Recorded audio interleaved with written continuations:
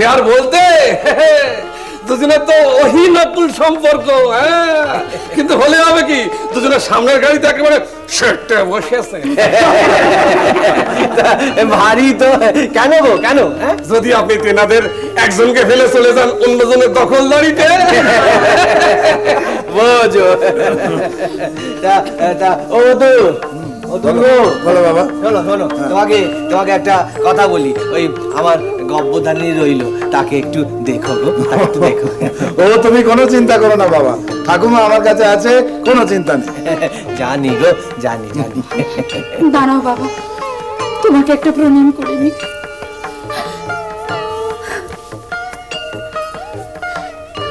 চল চল চল চল।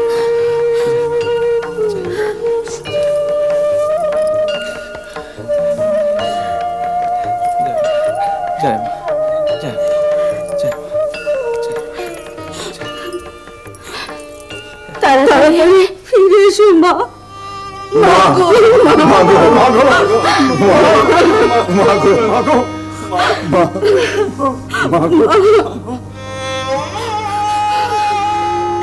চল চল চল।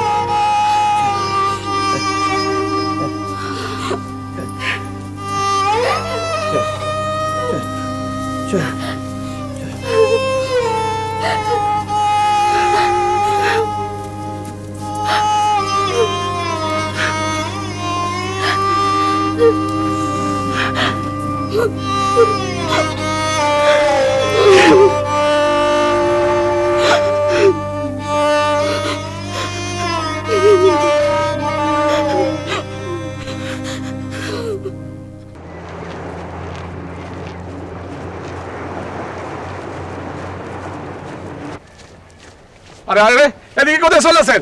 এই দেখো, এখন আবার জলে নামবে নাকি? কি মুশকিল!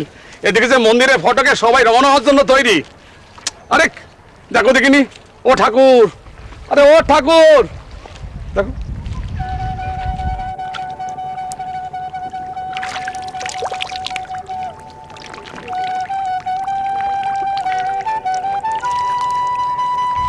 ও সেই কথা। আচ্ছা,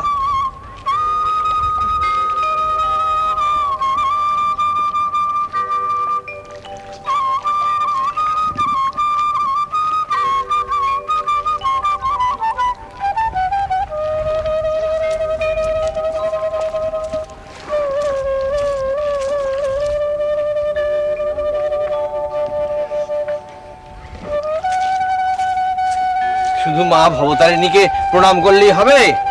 তাই এই ভাগীরথী এখানে রয়েছেন না, তাকে কি ভুলে যাব? হ্যাঁ, কি হলো রবীন্দ্র দাদা, এমনি রওনা দিয়ে চলে গেলেই হলো? কতদিন এই এই পুণ্য বাতাসের ছোঁয়া, পুণ্য বাড়ির স্বাদ থেকে বঞ্চিত থাকবো? তা মায়ের আশীর্বাদটুকু নেবো না নাকি? ও তা আমি কেমন করে বুঝবো? এদিকে সবাই অস্থির হয়ে পড়েছেন, ওই বামনি মা, হৃদয় ঠাকুর সবাই তালা লাগাচ্ছেন, সে তো এদিক ওদিক হাঁকাহাঁকি শুরু করেছেন। আমাকে তো বললেন তুমি নাকি পঞ্চবটিতে ঢুকে গেছো। তা ঠিকই তো বলেছেন, আমি তো পঞ্চবটিতেই যাব, ওখানেই তো যাচ্ছি এখন। সেখানে আবার কি? বাহ, মন্দির সারলুম, মসজিদ ছাড়বো না মানে?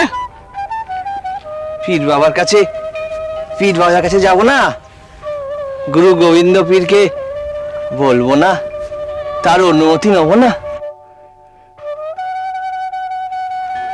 আমি তোমার কাছে এলাম গো হযরত। আমি শুনেছি তুমি তোমার দেশে যাচ্ছ। হ্যাঁ গো, তাই? তুমি ঠিকই শুনেছো, ঠিকই শুনেছো। জানি না আর কখনো এই জীবনে তোমার সঙ্গে আমার দেখা হবে কিনা, তবে আল্লাহর অসীম কৃপা তোমার মতো পয়গম্বর দরবেশের সান্নিধ্য আমাকে দিয়েছেন।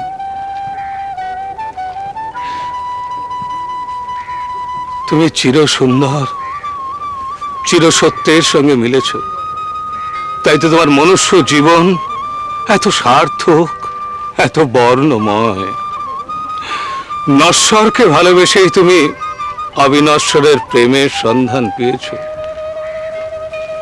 তুমি সত্যিকারের বৈষ্ণব, তুমি আসল সুফি। তুমি সত্য সুন্দরের সঙ্গে সঙ্গ কামনা করো বলে মুসলমানকে বলো আল্লাহ, হিন্দুকে বলো রাম। তাই তো আমি তোমার প্রেমিক,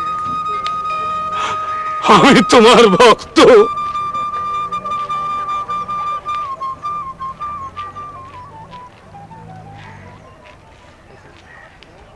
শাখা পলা লোহা ধারণ করবে গো মা জননীরা। ধম্ম ঠাকুরের থানে ছোয়ানো শাখা, শাখা নেবে গো শাখা। ও শাকারিদা, শাকারি দাদা গো। এই সময় কি পেছুটাকে কেড়ে? আরে আমি গো, আমি তোমার কমর ভাই। তোমার সঙ্গে গল্প করার সময় আমার নেই। আরে শোনো না, জোর খবর আছে। এ কালা নাকি? হ্যাঁ? বলছি সময় নেই। আহ, কি আকরার দিন পড়েছে, কি হলো? বুঝি না ছাই। সেই সকাল থেকে জানলে হ্যাঁ। হেঁকে হেঁকে বেড়াচ্ছি, তা মা জননীরা কেউ সারা শব্দ দেয় না।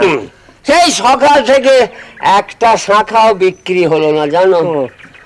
ও মায়েরা, কোথায় গেলে গো? ওগো, তোমাদের এই বুড়ো ছেলের বাক্স বয়ে বয়ে কাঁধে খিল লেগে গেল গো, একটু হালকা করো না গো।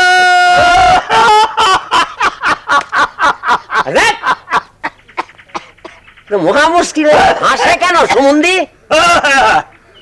বুঝেছি, তোমার কাছে কোনো খবরই নাই। হ্যাঁ আরে বাপু, হ্যাঁ। মা জননীদের এখন তোমার ডাক শোনার সময় আছে? কেন, কি কম্য তেনাদের? এ বড় পুণ্যি কথা গো। হ্যাঁ এই আমি দেখো না, তারই লাগাল পেতে চলেছি। হ্যাঁ। তা তেনারা সব ওই ভগবানের ভিটেতে। মানে? ও, তুমি শোনো নাই? না। এই বাবা বিশ্বনাথ আজ এখানে আসছেন গো। বাবা বিশ্বনাথ? হ্যাঁ গো, ওই যে তোমার ওই কি বলে, ওই বালগোপাল। বিশ্বনাথ বালগোপাল? ও, পছন্দ হলো না? তাহলে প্রভু নারায়ণ।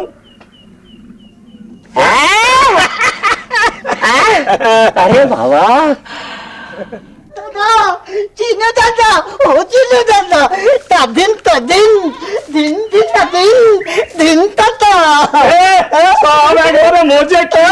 তোমার প্রভু আসছে গো, আমাদের গদাই ঠাকুর। আমার প্রভু আসছে? ঠিক ঠিক ঠিক। একেবারে পাকা খবর, কলকাতা রানীর মন্দির থেকে নাকি যাত্রাও করে ফেলেছে।